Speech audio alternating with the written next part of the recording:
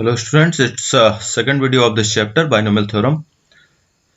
Previous video में हम लोगों ने बाइनोमियल थ्योरम का बच्चों एक्सपेंशन सीखा था। एक्सपेंशन कैसे करते हैं बाइनोमियल थ्योरम का, ये बहुत ही इम्पॉर्टेंट कंसेप्ट है।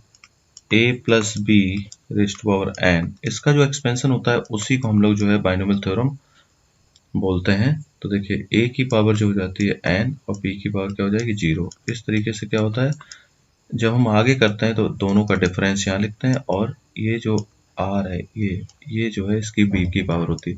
यानी a की पावर जो होती है वो क्या होती है, डिक्रीज होती जाती है और b की पावर जो है इंक्रीज होती जाती है। ठीक है, तो आपने ये सीखा था 2 a की पावर n माइनस 2 और b की पावर 2, इस तरीके से हम लोग करते हैं।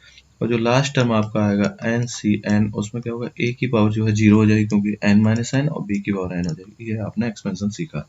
ठीक है, आज हम लोग बहुत इंपॉर्टेंट कंसेप्ट जो है जनरल टर्म का जो कंसेप्ट है वो भी सीखेंगे और मिडिल टर्म कैसे निकालते हैं वो भी सीखेंगे। इससे पहले हम लोग क्या करते हैं, कुछ क्वेश्चंस और एक दो सॉल्व कर लेते हैं जिससे कि हमें बिल्कुल क्लियर हो जाए ये चीज। तो देखिए एक क्वेश्चन हमारे पास है, जैसे मान लीजिए मैं ये क्वेश्चन ले लेता हूँ, find x plus 1 raised to power 6 plus x minus 1 raised to power 6। ठीक है, ये क्वेश्चन है। इसके बाद वो कहता है हैंस और अदरवाइज एवेल्युएट ये एवेल्युएट आपको करना √2 प्लस 1 की पावर 6 प्लस √2 माइनस 1 की पावर 6। ठीक, जरा देखें आप इस क्वेश्चन को थोड़ा सा। तो सिंपल है एक्सपेंशन में, आपने जैसे अभी किया था तो आपके पास क्या है, a की जगह पे क्या है x है और b की जगह पे क्या है 1 है। ठीक है, तो आपको इसी से इसको कर देना है। तो हमने इसको सॉल्व किया तो ये क्या आएगा, nc0 मतलब क्या आएगा 6c0। 6c0 क्या होता है, 1 होता है। ठीक है ना, तो हम चलो लिख देता हूँ और x की पावर क्या होगी 6।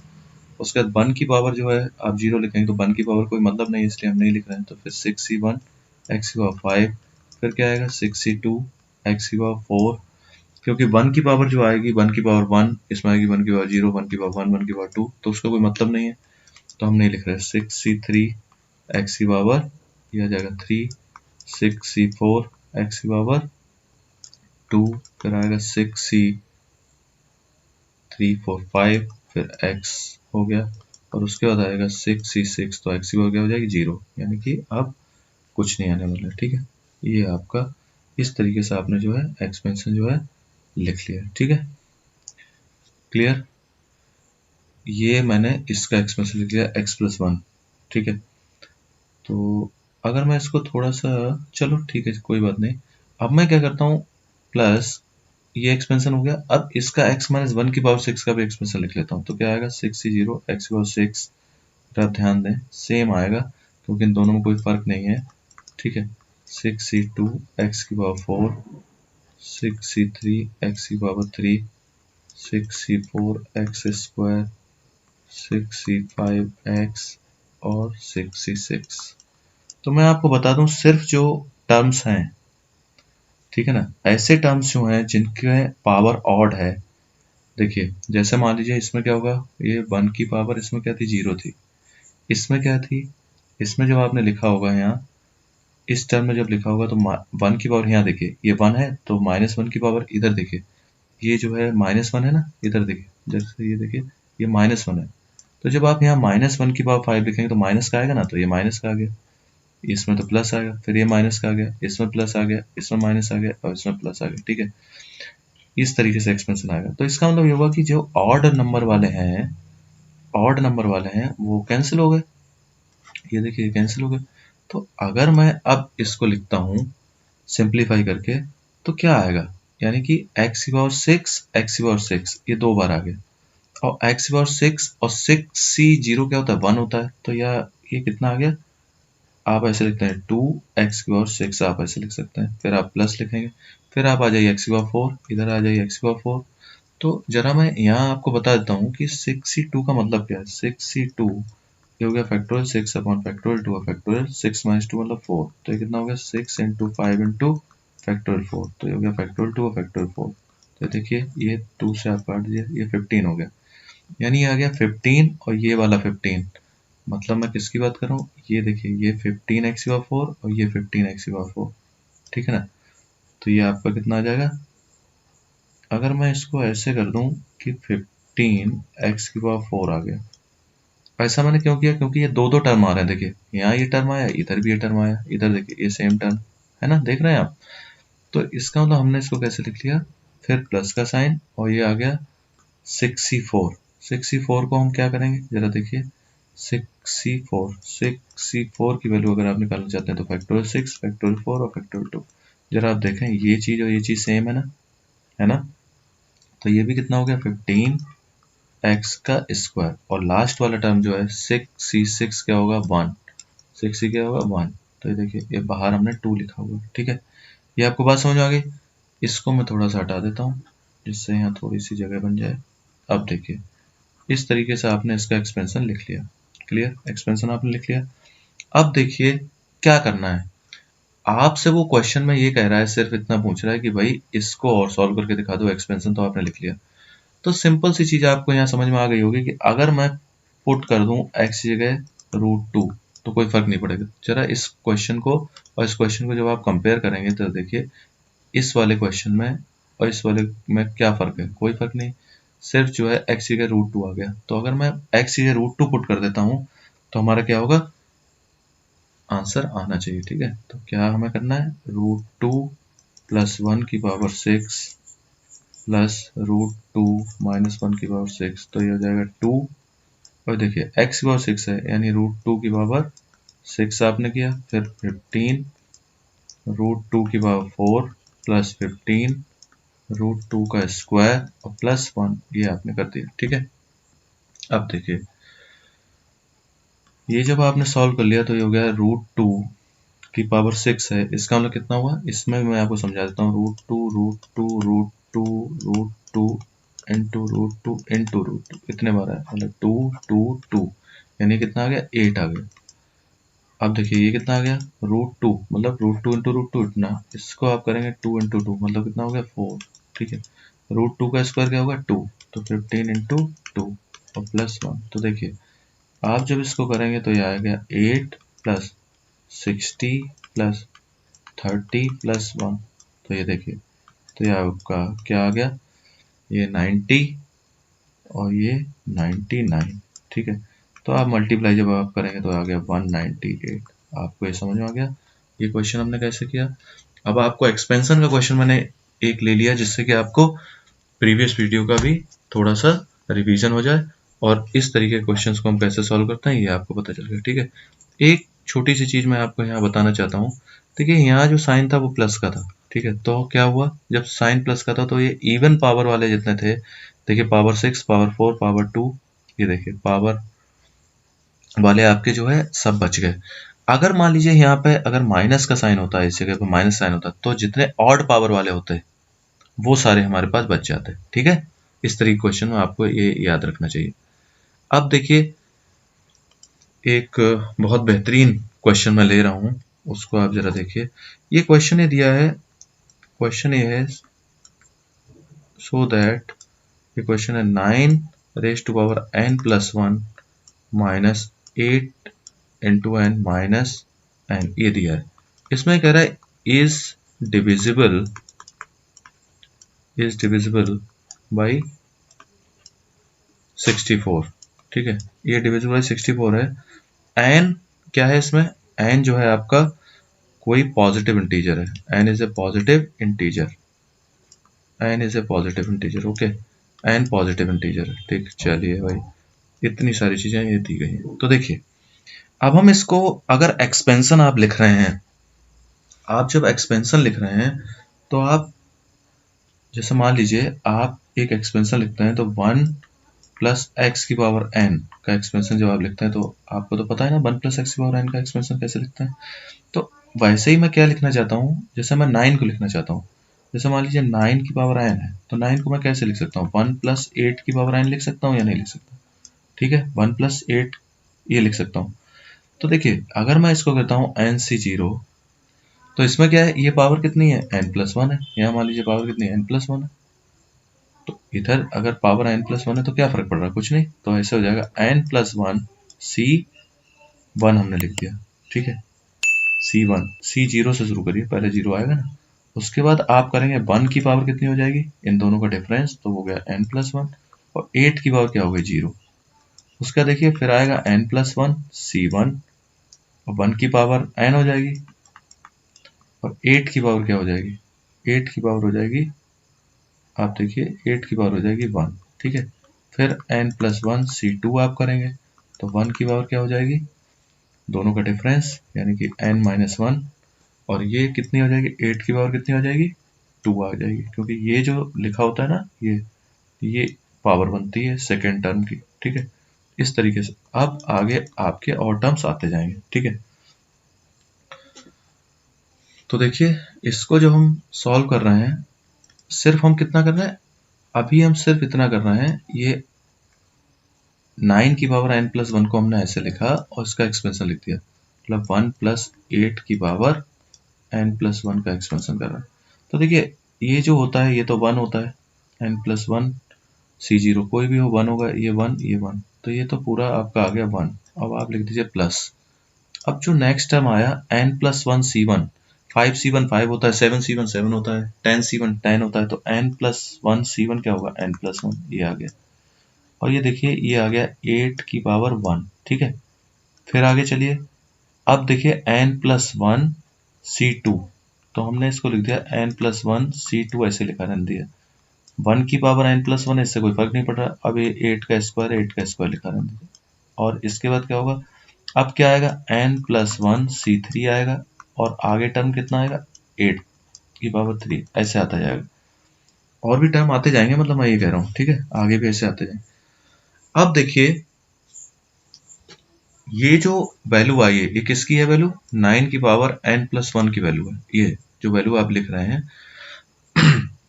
अगर मैं अपने इस क्वेश्चन में ये वैल्यू डाल देता हूँ, इस क्वेश्चन में ये वैल्यू अगर मैं डालता हूँ तो क्या होगा, जरा देखें आप, मैंने ऐसे लिखा 9 की पावर n+1 -8n -9, ऐसे लिखा हुआ, तो जरा ये देखिए आप, तो ये वैल्यू जब मैं इसमें डालूंगा तो ये आएगी 1 प्लस, ये हो गया 8 का, जब आप मल्टीप्लाई करेंगे इसके साथ तो ये आ जाएगा 8n प्लस 8, और ये हो जाएगा n+1 C2 into 8 square plus n+1 C3 into 8 cube, plus ऐसे चलता जाएगा, उसके बाद आप लिखेंगे -8n -9।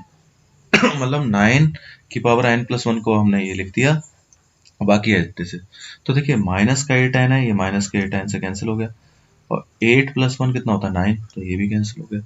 यानी कि अगर मैं इस क्वेश्चन को लिख रहा हूँ तो ये क्वेश्चन मुझे ऐसा दिख रहा है, n+1 C2 इंटू 8 का स्क्वायर, फिर दिखेगा n+1 C3 इंटू 8 क्यूब, ऐसे ही करते करते 8 की पावर 4 आगे आएगा, फिर 8 की पावर 5 आगे आएगा, इस तरीके से आता जाएगा।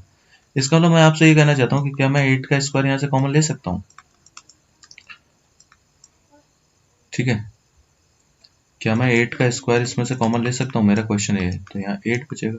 अब अगर 4 आएगा पावर तब भी 8 स्क्वायर कॉमन आ जाएगा, अगर मैं 8 आगे, मतलब 8 की पावर इंक्रीज होती जा रही है ना, देखिए इसको जरा ध्यान से देखिए आप, यहाँ 8 की पावर 0 थी, 8 की पावर 1 है, 8 की पावर 2 है, ऐसे करके 8 की पावर n आके आ जाएगी, तो 8 स्क्वायर तो सभी में कॉमन आ रहा है ना भाई, इसका मतलब ये हुआ 8 स्क्वायर जो सभी में कॉमन आ रहा है, तो क्या मैं इसको ऐसे लिख सकता हूँ 64, 8 का स्क्वायर मतलब 64 हो गया, और यहाँ से कुछ भी आएगा तो क्या होगा, कोई, जब आप सॉल्व करेंगे, जब इसको सॉल्व करेंगे तो क्या आएगा, कुछ भी आएगा, कोई कांस्टेंट क्वांटिटी आएगी, ठीक है, कोई कांस्टेंट क्वांटिटी आएगी, ठीक है, आपको नहीं पता क्या आएगा, लेकिन अगर आप सॉल्व करेंगे तो कोई ना कोई कांस्टेंट क्वांटिटी तो आएगी ना।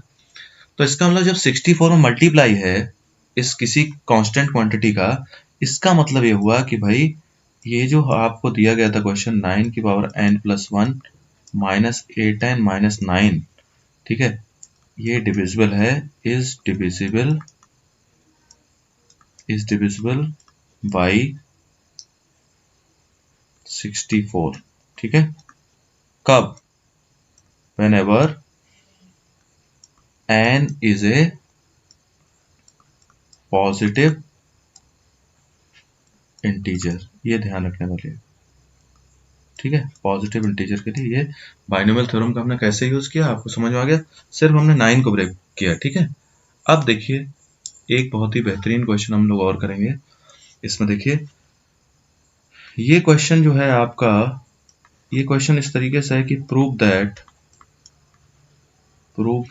ये क्वेश्चन क्या है, sigma r equal to 0 to n ऐसे लिखा हुआ है, और ऐसे लिखा है 3 की power r into N C R is equal to 4 की power n।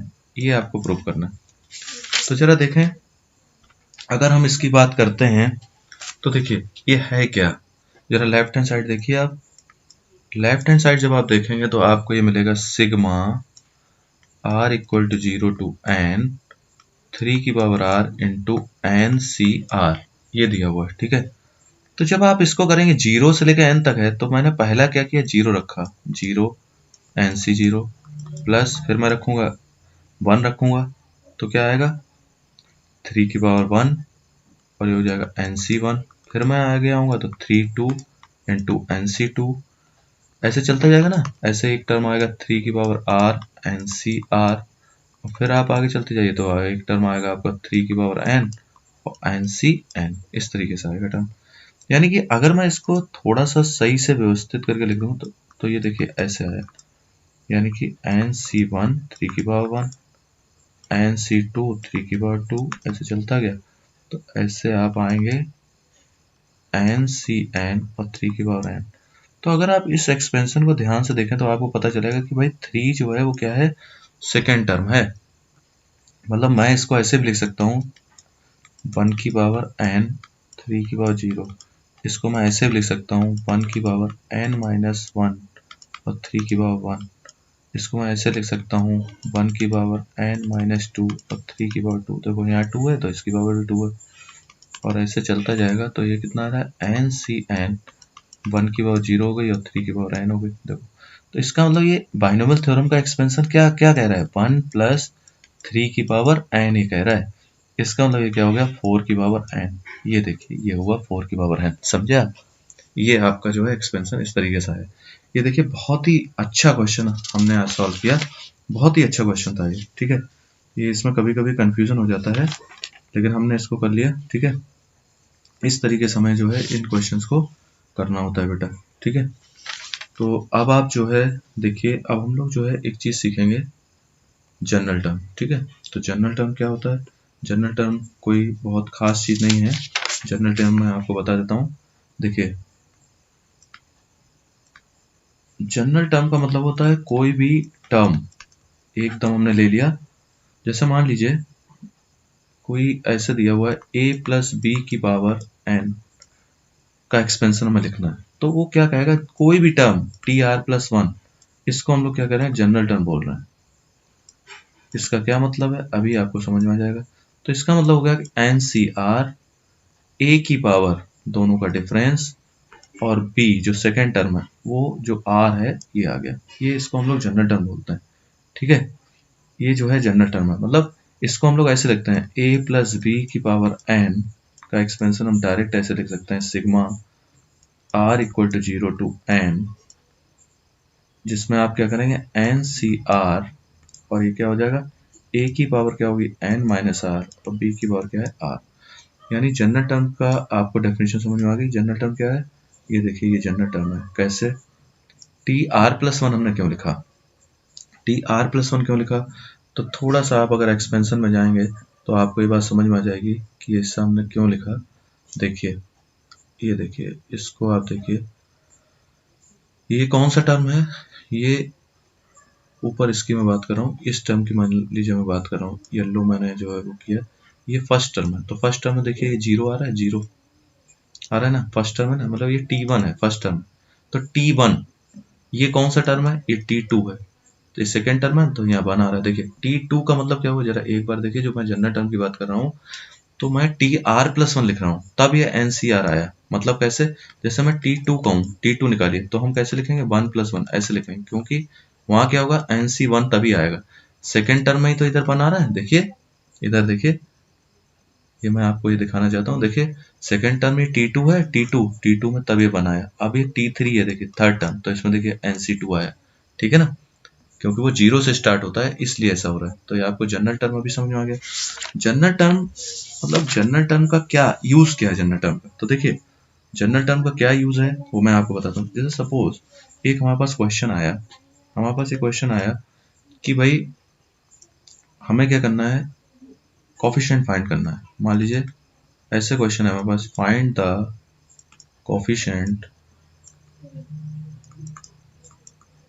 The coefficient of a raised to power 5 b raised to power 7 in a minus 2b की पावर 12 लिखा हुआ है, ठीक है। ये है आपका कोफिशिएंट, इसका हमें फाइंड करना है। तो देखिए कोफिशिएंट फाइंड करने का तरीका क्या है, हम इसमें जनरल टर्म का यूज करते हैं, ठीक है। जनरल टर्म क्या होता है, TR+1, कोई भी टर्म मतलब हमें पता चल जाता है। तो देखिए जनरल टर्म क्या होता है, आपको मैं फिर से बता दूं, NCR, तो a जो होता है a की पावर होती है n-r और b की पावर r, ये हमारा क्या है, जनरल टर्म। तो देखिए ये हमारा है जनरल टर्म। तो जरा ध्यान दें, जनरल टर्म जब है तो हमने अब इसके लिए क्या लिखा, TR+1, n की जगह आप देखिए इसको जब हम कंपेयर करेंगे तो n की जगह आपको क्या मिल रहा है, 12, ये पावर देखिए 12 है ना, तो हो गया 12CR, और a की जगह a है और b की जगह 2b है। तो देखिए a की जगह हमने ये लिखा 12-r और b की जगह कितना है, -2b, इसकी पावर कितनी है, ये देखिए ये पावर होगी r, तो ऐसे लिख दिया आपने, ठीक है। तो अब आप क्या करेंगे, अब आप जब इसको मतलब जनरल टर्म को जब आप सॉल्व कर रहे हैं तो अब आप देखिए इसको और थोड़ा सा सिंप्लीफाई कर लेते हैं। तो देखिए ये ऐसे आएगा, ये हो गया 12CR, a की पावर है 12-r और ये -2 की पावर r और b की पावर r, ये हो गया, ठीक है। तो देखिए अब आपको क्या चाहिए, इसमें ये जो लिखा हुआ है, अगर हम क्या करें, हमें कोफिशिएंट चाहिए। किसका कोफिशिएंट चाहिए, कोफिशिएंट हमें चाहिए, थोड़ा सा ध्यान दें यहाँ, a की पावर 5 और b की पावर 7 का चाहिए कोफिशिएंट। तो जनरल टर्म से ही वो निकाला जाता है। तो जरा देखिए आप, हमें क्या करना पड़ेगा इसके लिए, मतलब अगर हम ये कर दें पुट 12-r, मतलब a की पावर कितनी है, a की पावर हमें चाहिए 5 और यहाँ 12-5 है। तो अगर मैं इसको 5 ले लेता हूँ तो r की वैल्यू मेरे पास कितनी आएगी, 12-5 मतलब कितनी हो गई, r की वैल्यू 7 आ गई, r की वैल्यू 7 आ गई। इसका मतलब जब मैं जनरल टर्म में ये वैल्यू पुट करूंगा, ये देखिए तो ये कितना हो जाएगा 12C7, तो ये कितना हो गया, a की पावर 5 हो गया, ये हो गया -2 की पावर कितना आ गया, r है मतलब 7, तो ये हो गया a की पावर 5 और b की पावर तो अभी आपको पता चल गई 7 थी।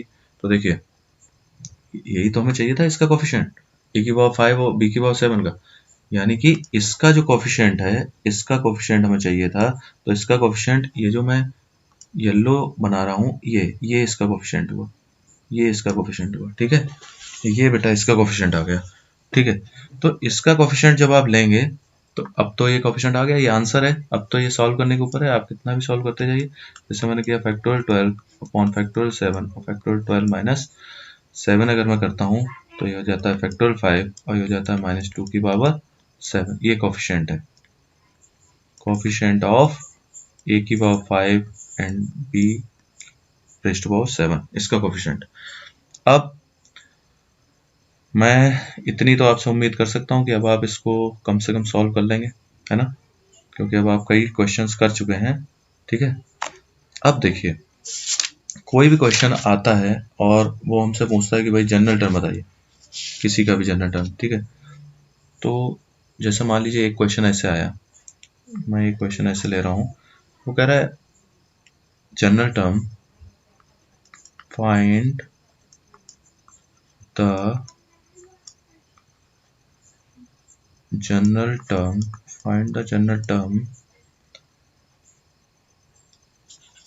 एक एक्सप्रेशन जैसे है इन द एक्सपेंशन ऑफ, ये दिया गया x की पावर 2 माइनस y x की पावर 12 लिखा हुआ है, ठीक है। इसमें क्या है, x is not equal to 0 ऐसे दिया हुआ है, ठीक है। तो जब आप जनरल टर्म की बात करेंगे तो देखिए जनरल टर्म हमने लिखा, जनरल टर्म, जनरल टर्म जब आपने लिखा तो कैसे लिखा, टी आर प्लस 1 ऐसे लिखा। तो ये कितना आएगा, 12 n की जगह 12 है सी आर, और जो फर्स्ट ए की जगह क्या है, एक्स स्क्वायर की पावर 12 माइनस आर, और फिर आप लिखेंगे माइनस वाई एक्स की पावर आर, ठीक है। अब आप सीखे ना किस तरीके से लिखा जाता है। फर्स्ट टर्म में दोनों का डिफरेंस एन और आर का, और सेकंड टर्म में सिर्फ आर जो होता है वो लिखा जाता है, ठीक है। तो हमने लिख दिया। अब देखिए इसको हम लिखेंगे तो ये कैसे लिखेंगे, फैक्टोरियल 12 अपॉन फैक्टोरियल आर और फैक्टोरियल 12 माइनस आर, ये लिख दिया। एक्स की पावर की जब वहां तक बात है तो ऐसे हम लिखेंगे 2 इंटू है ना, तो 24 माइनस 2r हमने लिख दिया, ठीक है। अब ये माइनस का साइन यहाँ लगा हुआ है तो माइनस को बाहर कर लीजिए, माइनस 1 की पावर आर कर दीजिए, y की पावर आर कर दीजिए और x की पावर आर कर दीजिए। इसको हमने ऐसे कर दिया, ठीक है। तो देखिए इस तरीके के क्वेश्चन को जो हमने लिखा तो ये हो गया factorial 12 upon factorial r factorial 12 minus r. अब देखिए x की पावर क्या बन गई आपकी, x की पावर जो है वो ये बन गई, ये देखिए x की पावर इधर भी है और इधर भी है, दो जगह है, तो ये पावर मल्टीप्लाई में तो पावर ऐड हो जाएगी। तो पावर जब ऐड हो जाएगी तो क्या होगा, ये आपका आ गया x की पावर 24 माइनस 2r, और ये x की पावर r प्लस की है तो ये हो गया माइनस r, ये हो गया y की पावर r। और आप माइनस के साइन को क्या करिए, सबसे आगे एडजस्ट कर दीजिए, माइनस के साइन को हमने सबसे आगे एडजस्ट कर दिया तो ये माइनस 1 की पावर r और हो गया, ये इसका जो है जनरल टर्म आ गया, ठीक है। अब आपको बात ही समझ में आ गई, मतलब माइनस 1 की पावर r का क्या मतलब है कि r अब जैसे अगर ऑड होगा तो ये पूरा जो टर्म है वो कैसा हो जाएगा, नेगेटिव हो जाएगा, अगर r इवन होगा तो ये इवन हो जाएगा, ठीक है। अभी मैं एक क्वेश्चन और ले रहा हूँ जिससे आपको बिल्कुल जनरल टर्म का कंसेप्ट बिल्कुल बिल्कुल क्लियर हो जाएगा। जैसे मान लीजिए एक क्वेश्चन मैंने लिया, मैं कितने, जैसे मान लीजिए मैंने ये क्वेश्चन लिया, मैं ये कहता हूँ फाइंड, अब मैं बोल रहा हूँ फाइंड 13th टर्म। अगर मैं ऐसे बोलूँ find 13th term in the expansion of, ये देखिए ऐसे लिखा 9x माइनस 1/3 रूट एक्स की पावर 18 ऐसे लिखा हुआ है, ठीक है। इसका हमें 13 टर्म चाहिए, इसका 13 टर्म। तो जनरल टर्म का रोल क्या है वो मैं अभी आपको बताना चाहता हूँ। जैसे लिखा आपने लिखा 13 टर्म, तो 13 टर्म कोई जनरल टर्म ही तो है भाई, एक्सपेंशन है उसमें, उसने कह दिया एकदम एट रैंडम 11 टर्म, तो वो जनरल टर्म हो गया हमारे लिए। तो इसका क्या मतलब है, 13 टर्म को हम कैसे लिखेंगे, T13 ऐसे तो लिखेंगे, और मैंने आपको सिखाया T13 को ऐसे ना लिख के ऐसे लिखेंगे 12 प्लस 1, क्योंकि जब हम एक्सपेंशन लिखते हैं तो एक्सपेंशन कहाँ शुरू होता है, जीरो शुरू होता है, ठीक है ना। तो फर्स्ट टर्म जो आता है T1 जो आता है वो जीरो शुरू होता है, NC जीरो से, इसलिए ऐसे लिखा जाता है। तो क्या आएगा, n की जगह 18 है, ये देखिए n की जगह 18 आपको दिख रहा है ना, n 18 है। उसके बाद हमने क्या किया, n 18 है, NC, अब हम क्या लिखेंगे 12 लिखेंगे, क्योंकि TR प्लस 1 क्या होता है, NCR x की पावर, मतलब ये जो फर्स्ट टर्म है इसमें क्या होगा, दोनों का डिफरेंस, और उसके बाद जो सेकेंड टर्म है ये लिखिए 3 रूट एक्स, उसमें क्या होता है, ये जो लिखा हुआ है ये हो गया इतना, ठीक है। अब आपने क्या किया, इसको सॉल्व किया, तो मैं सबसे पहले क्या करता हूँ, -1 की पावर 12 यहाँ लिख देता हूँ, ठीक है। 18C12 है, 18C12 जो है 18C12, मैं अगर इसको factorial 18 upon factorial 12 upon factorial 6 ऐसे लिख दूँ, और इसको मैं लिख दूँ 9 की पावर 18 माइनस 12 कितना होगा, 6 हो गया, x की पावर 6 हो गया, और इसको -1 को मैंने तो एडजस्ट कर ही दिया, 1 अपॉन ये कितना हो गया 3 की पावर 12, और रूट x की पावर अगर मैं 12 कर रहा हूँ, एक मिनट मैं आपको यहाँ सिखाना चाहता हूँ, रूट x की पावर 12 का मतलब क्या है, इसका मतलब होता है 1/2 की पावर 12, यानी कि ये x की पावर 6 हो गया, तो ये कितना हो गया x की पावर 6, मतलब ये आप इसको कैंसिल कर सकते हैं, ठीक है। तो एक चीज मैं आपको और बता देता हूँ, 9 की पावर 6 का मतलब कितना हुआ, 3 का स्क्वायर 9 होता है ना, तो 3 की पावर 12 हो गया, तो 3 की पावर 12 और 3 की पावर 12 ये भी है भाई, ये भी कैंसिल हो गया। तो अब -1 की पावर 12 का क्या मतलब हुआ, -1 की पावर जब इवन है तो यानी कि पॉजिटिव हो गया, तो जब पॉजिटिव हो गया तो लिखने की जरूरत ही नहीं है, ठीक है ना। तो आप जब इसको लिखेंगे 18 into 17 into 16 into 15 into 14 into 13 into 12। Factorial 12 हमने इसलिए छोड़ दिया, 12 हमें मिल रहा है। और उसका 6 5 4 3 2 1, ये देखिए कैंसिल हो गया, ठीक है। 6 3 जा 18, ये देखिए चला गया। और ये हो गया आपका 5 से इसको कैंसिल कर, 5 3 जा 15। अब हो गया आपका 4 इंटू 2, 8 2 जा 16, यानी कि ये आपका जो है ये आएगा 17 इंटू 6 इंटू 14 इंटू 13। तो मुझे इतनी अब उम्मीद है कि आप इसको जो है मल्टीप्लाई तो कर ही लेंगे, है ना। इसको मल्टीप्लाई कर लेंगे, आपका आंसर बेटा आ गया, ठीक है। आपको इतनी चीज समझ में आ गई। आज के लिए इतना काफी है। नेक्स्ट वीडियो में हम लोग बहुत इंपॉर्टेंट एक टॉपिक है उसको डिस्कस करेंगे। ओके, तब तक बेटा मेहनत करते रहिए। Okay, thank you.